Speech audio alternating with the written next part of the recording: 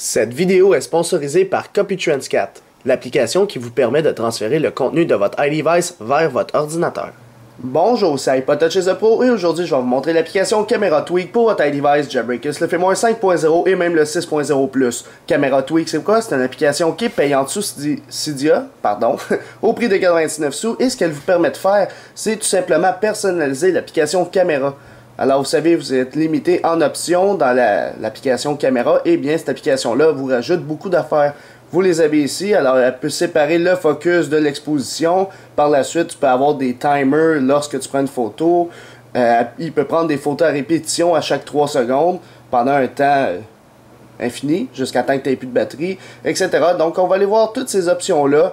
Alors on voit les compatibilités ici, c'est marqué pour les 3GS, les 4, les 4S et l'iPhone 5 qui n'est pas encore jailbreakable. Mais malheureusement, l'iPad n'est pas compatible avec cette application-là. Par contre, le 5.0 et l'iOS 6 fonctionnent. Là, tout ce que vous avez à faire, c'est de l'acheter, installer, confirmer. Une fois que c'est installé, il n'y aura pas d'icône sur Springboard de votre appareil, mais ça va être directement dans l'application appareil photo. Alors, si on va dedans, là, bien sûr, il n'y a rien en arrière. Fait que je vais mettre tout simplement une petite bouteille d'Adidas pour faire un petit peu de publicité pour Adidas. Parce qu'ils sont vraiment cool. Alors, vous voyez ici que le WB qui s'est ajouté. Bon, c'est quoi ce WB-là? Eh bien, il permet de contrôler le white balance. Ça, c'est le contraste de luminosité qui se contrôle. Alors, si vous voulez le verrouiller à ce niveau-là, vous appuyez dessus et le cadenas se referme. Ça veut dire que même si tu as plus d'éclairage, l'intensité de la vidéo ne va pas changer. Fait que c'est ça qui contrôle ton white balance ici. Tu l'as aussi pour l'option vidéo lorsque vous changez ici en bas à droite. Alors, tu peux contrôler ton white balance par défaut. Alors, je vais le remettre à photo pour qu'on aille voir c'est quoi cette petite pastille grise-là. Alors, si j'appuie dessus, vous avez 4 options qui viennent de sortir. Alors, la première qui est l'appareil photo, tout simplement, on peut l'enlever en appuyant dessus, mais quand on appuie dessus, le mode avancé, ça s'applique.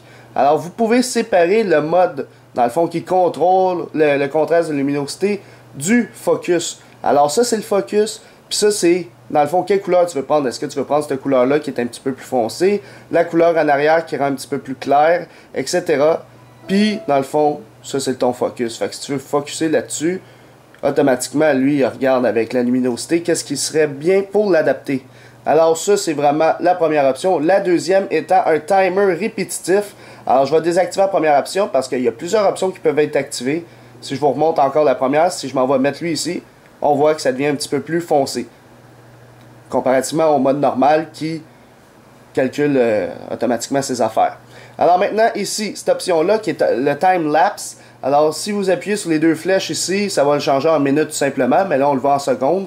Puis, tout ce que ça va faire, c'est qu'à chaque, on va dire 3 secondes, ça va prendre des photos. Alors, j'appuie ici, et c'est parti. 3, 2, 1, il prend une photo. Et là, ça va recommencer. 3, 2, 1, il prend une photo. Là, ça, c'est à chaque 3 secondes, il va prendre une photo. Fait que ça, c'est jusqu'à temps que tu n'aies plus de mémoire dans ton iPhone ou tout simplement que tu n'aies plus de batterie. Fait que si tu le laisses brancher, ça va toujours les prendre. Alors, vous savez aussi que ça peut vous servir de caméra de sécurité. Fait qu'en prendre des photos dans une maison, n'importe quoi. Fait qu'on va faire stop, tout simplement. Fait qu'on voit que ça a pris plusieurs photos, nos 6 photos en question. Ils sont pratiquement pareils. Ici. On va retourner ici.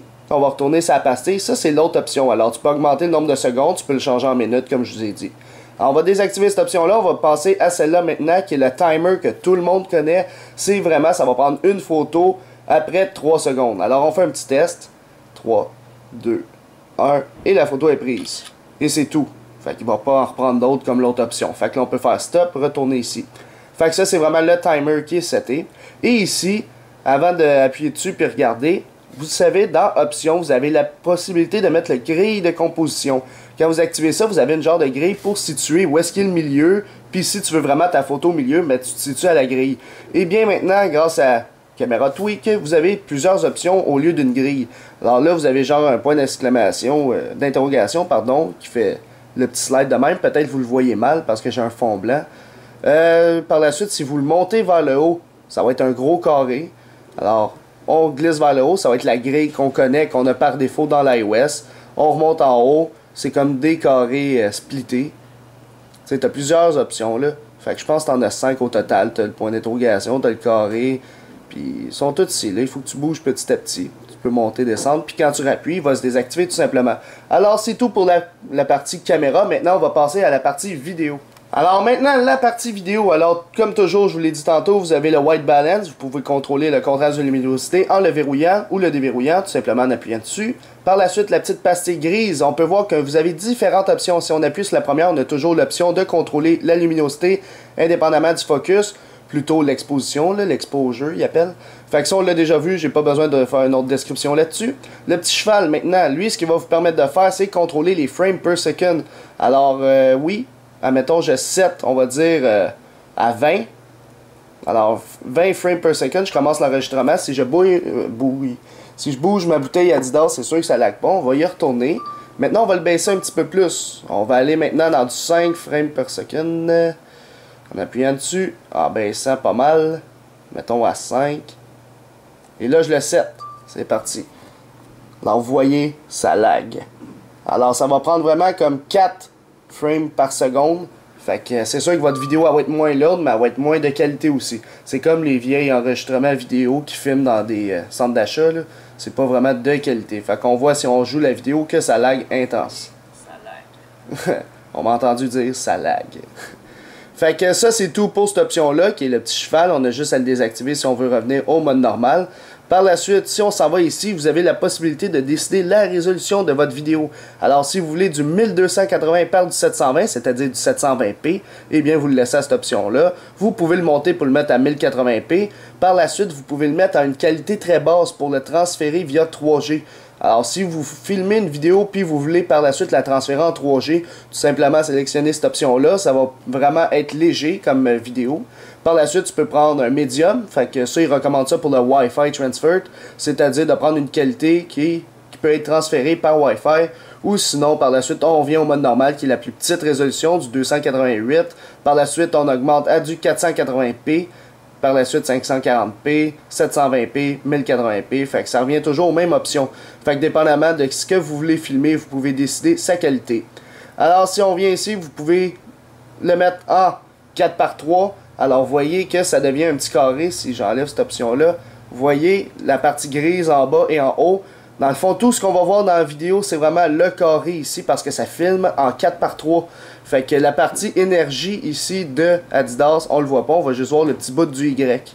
Alors si on y retourne, on peut le monter bien sûr pour le mettre en 2:35:1.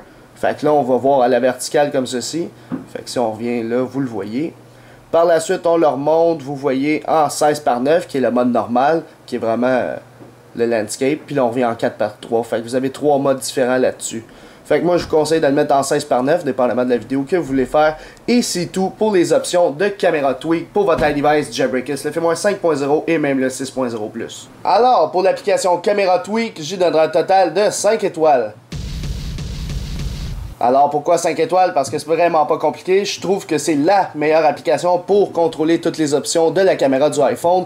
Donc, pour la partie vidéo, tu peux contrôler les FPS, déclencher le focus indépendamment de l'exposition, alors qu'il se fait automatiquement d'habitude.